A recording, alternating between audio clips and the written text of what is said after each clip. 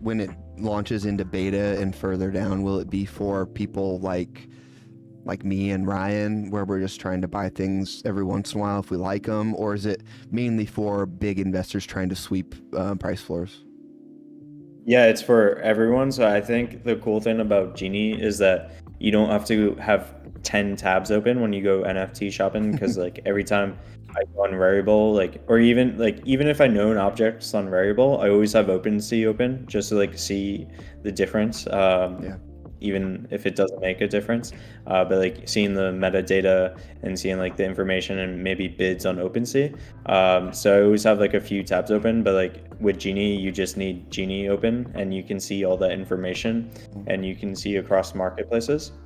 So I think even if you're buying one or two items, you're always going to prefer to use Genie just because it's aggregating all that information for you.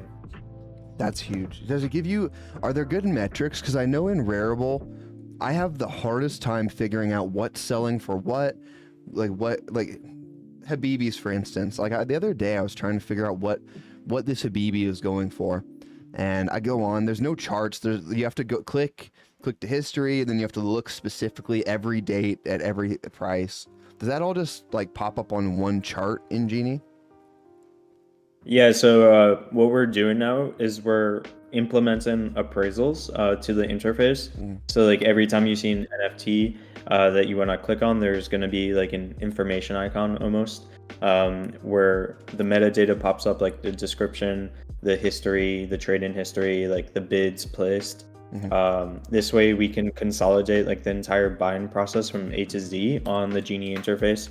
So you never need to go on like OpenSea or another marketplace to look at that. So yeah, that's all going to be there. And in the future, if like, I'm not sure if you heard of Upshot or like other alternative appraisal mechanisms for NFTs, but like once they gain some traction, we'll be able to implement that. So you'll have like the metadata that you can do a self-appraisal on, but then you might have like some alternate appraisal mechanisms on the UI. Okay. Man, that sounds cool. So you guys are basically just trying to be like the one stop. If you're looking to buy an NFT, you go to Genie for literally whatever information you want and purchasing. Yeah, so like we see like Genie as maybe becoming Amazon. Like I don't want to throw these big words around, but because it's always cringe. But yeah, like, that's what we're doing. We're creating like a mega marketplace with all these smaller marketplaces. We're just trying to get rid of like all that fragmentation in the space. And I think like if like when Genie takes off, you're gonna see another bull run in NFTs.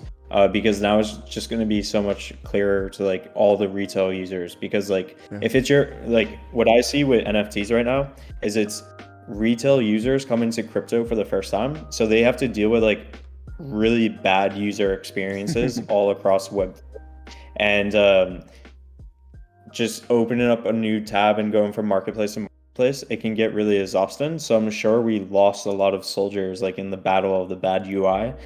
So if we can consolidate that information, make it really easy for them, I'm sure we'll see like higher prices and more holders and like better data points like all across the board for NFTs. That's a great point. Yeah, that's huge.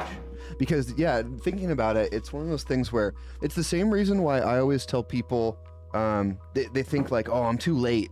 And I'm like, no, you're like the earliest you could be in NFTs. Like if you were here a year ago, maybe, but like this is like so early, but you don't see that because you're in it every day. And the amount of like little quirks about like how to get it, that you have to wrap your ETH to make a bid on Rarible, or like, you know, like these little things, that's the kind of stuff that we learn and then forget that how shitty it was when people we first tried to do it. People don't know what it's like either, yeah. Yeah. I always tell my friends that are trying to learn this shit, I'm like, it takes about a week, which for learning a new language really isn't that bad. But you put like a week into watching some YouTube videos and figuring shit out, and you'll be pretty good. Like, you know, you'll probably make a couple gas mistakes in the beginning, and then you'll be totally fine. Like it's like one solid week and it's fluent. Yeah. But if that week was not even applicable, I think we would have a lot more stickiness. Oh yeah. So I think that's a great point, Scott.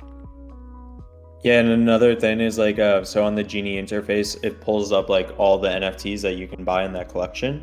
And I think so like when I was using it, I was like, sure, why not one more NFT? And then that turned into like five more NFTs and then 10 more NFTs. So that's really addicting. I think it's like that convenience. Once you get that convenience at your fingertips, you just want more. So like Uber Eats, for example, they did research. Yeah. People order food with Uber Eats just because it's so convenient. And the same thing with Amazon. People order Right. like shit that they never use.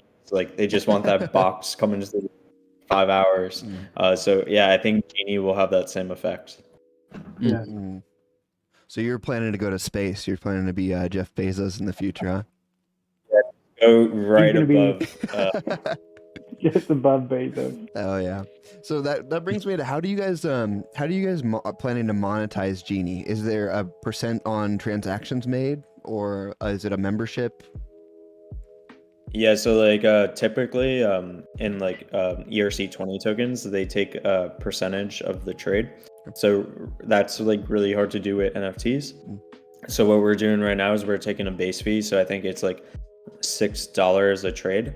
But then we're gonna move it to a variable fee, so like a percentage fee, just to capture like a more fair value. So like because if you're doing $6, but someone's buying like $50 of NFTs, and that might be expensive. Whereas if we did like 0.1% of that $50, and that's a lot more fair, and vice versa for like big buyers.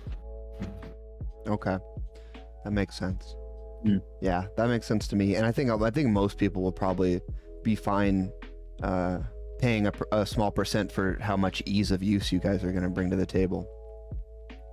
Yeah, hopefully. Yeah, I mean, I know I'm willing to pay Amazon Prime because it gets here a day sooner, so it seems like kind of a similar cost reward for consumers, at least.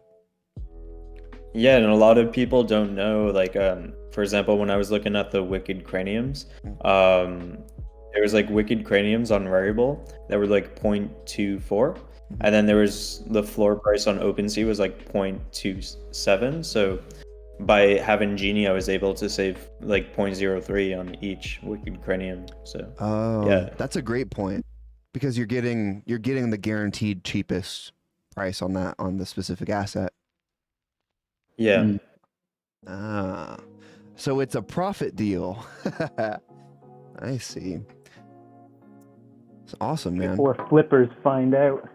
I know, right? Well, once flippers find out, the markets will be really efficient, because then they'll take these arbitrage opportunities and then they'll sell them on the other marketplaces.